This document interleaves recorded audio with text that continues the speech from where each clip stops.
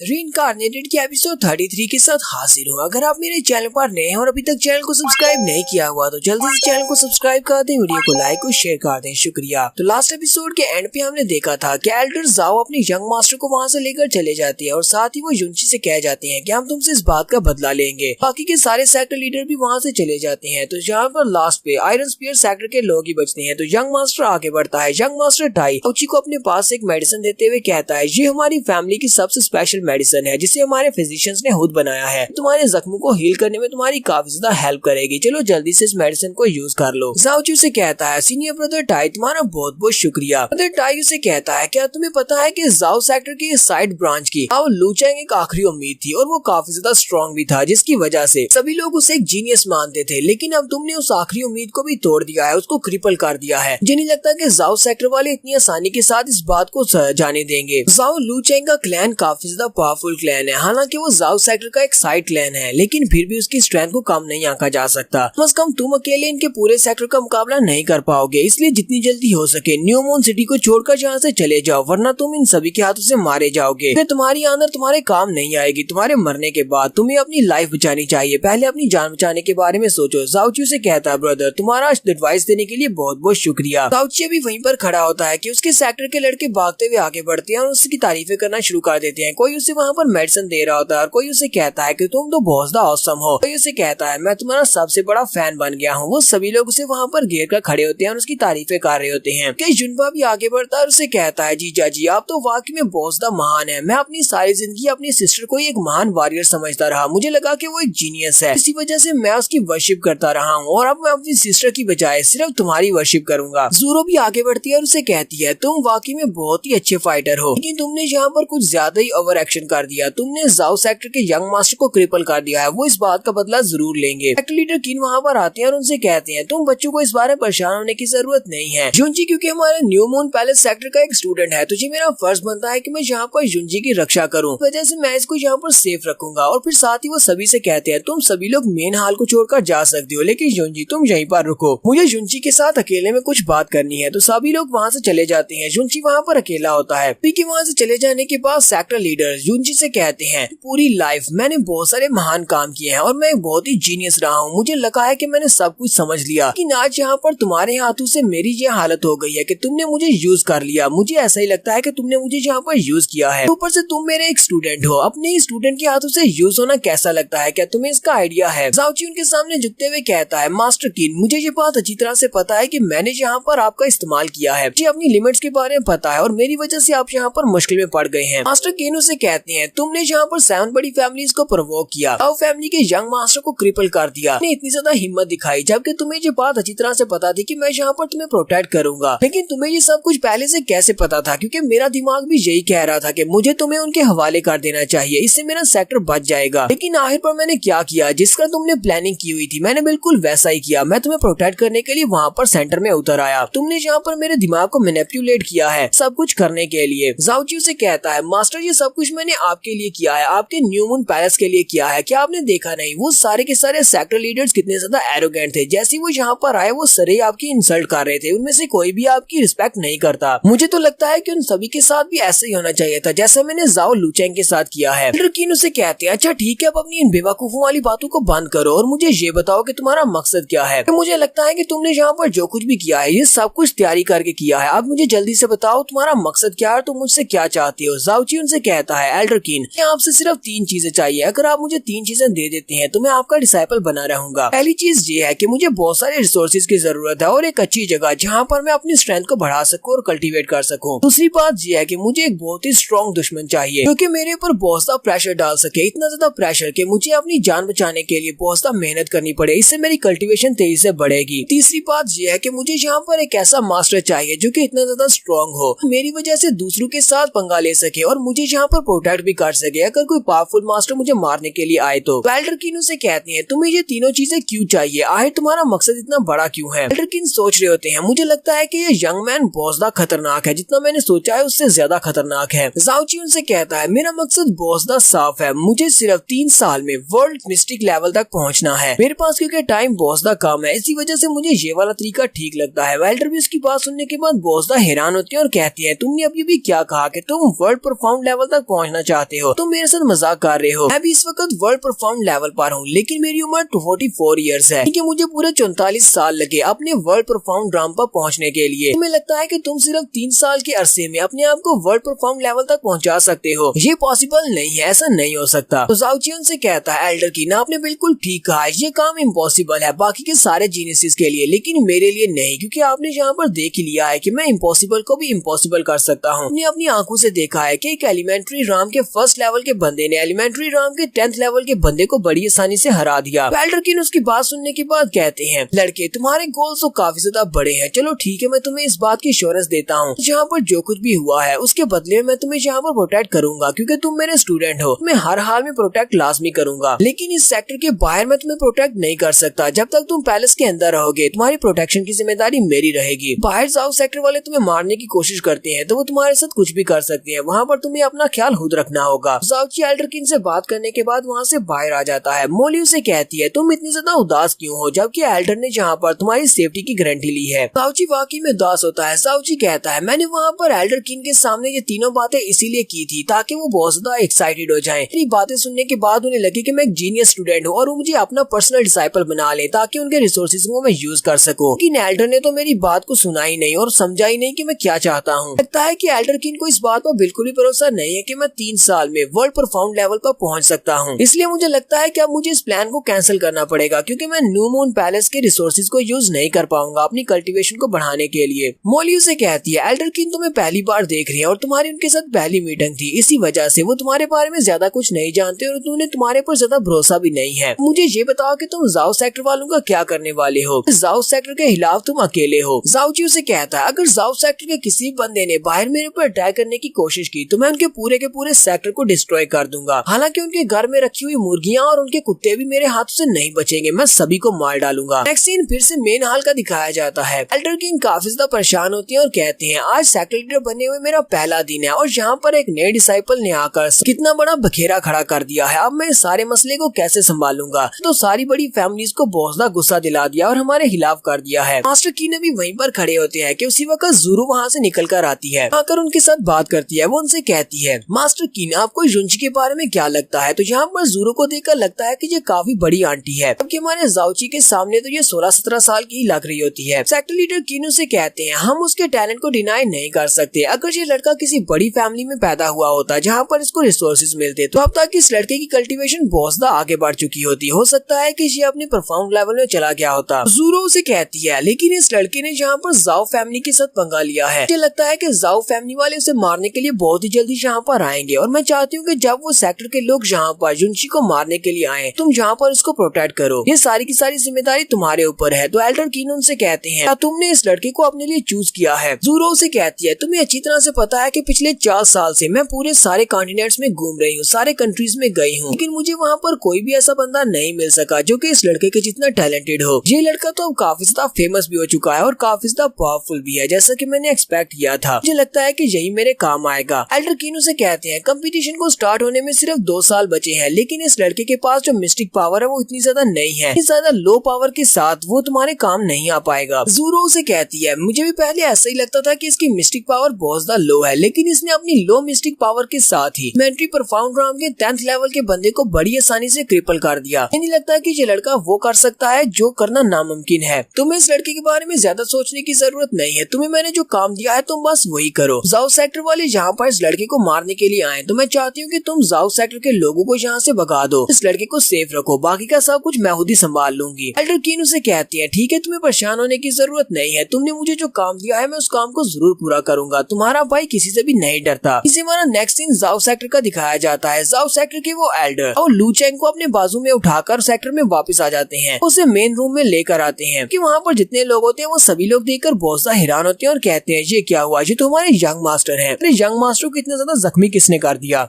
Elder चिल्लाकर जल्दी से उन लड़कों से कहते हैं, जाओ जाकर सेक्टर लीडर को बुला कर लाओ और इसके साथ साथ डॉक्टर्स को भी बुला कर लाओ। थोड़ी देर के बाद डॉक्टर भी वहाँ पर आ जाते हैं और सेक्टर लीडर के जाओ लूचेंग के फादर हैं वो भी वहाँ पर आ जाते हैं, जबकि वो एल्डर जो के जाओ लूचेंग को उठाकर लाए हैं वो वहीं पर घुटनों के बल बैठे होते हैं और उसे कहते हैं, प्लीज मास्टर यंग मास्टर को बचा ले, इसकी कल्टीवेशन क्रिपल हो चुकी है, इसका बाजू टूट चुका है और ये पैरालाइज है। अब हमारा यंग मास्टर तब से बेहोश है जब से मैं इसे उठाकर यहाँ पर लाया हूँ। तो फादर जल्दी से आगे बढ़ते हैं और उसको कॉलर से पकड़कर उठाते हैं और कहते हैं किसने किया, मेरे बेटे के साथ ये सब कुछ किसने किया है, जल्दी से मुझे बताओ। एल्डर उनसे कहता है हम लोग न्यू मून पैलेस सेक्टर में गए थे एल्डर किंग को कंग्रेचुलेट करने के लिए। वहीं पर हमारे यंग मास्टर ने उनके एक लड़के के साथ फाइट की। इसी फाइट के दौरान हमारा यंग मास्टर बहुत ज्यादा जख्मी हो गया। पैट्रियार्च उसे पीछे की तरफ धक्का दे देते हैं और उसे कहते हैं बकवास बंद करो, तुम कचरे हो क्या, तुम वहाँ पर आगे बढ़कर मेरे बेटे को बचा नहीं सकते थे। न्यू मून पैलेस वालों ने बिल्कुल भी अच्छा नहीं किया, मैं न्यू मून पैलेस में से किसी को भी नहीं छोड़ूंगा, उसने भी ये किया है उसको तो मैं मार ही डालूंगा और उसके साथ साथ जो भी मेरे रास्ते में आएगा मैं उसको भी नहीं छोड़ूंगा। पैट्रियार्च बहुत ज्यादा गुस्से में होते हैं। यहीं पर हम लोग अपनी एपिसोड 33 का एंड करेंगे। नेक्स्ट एपिसोड में देखेंगे पैट्रियार्च न्यू मून पैलेस में जाकर जाओची को उनसे ले पाएंगे या नहीं। एपिसोड की एक्सप्लेनेशन अच्छी लगी हो तो कमेंट करके जरूर बताइएगा। चैनल को सब्सक्राइब कर दें, वीडियो को लाइक और शेयर कर दें। शुक्रिया।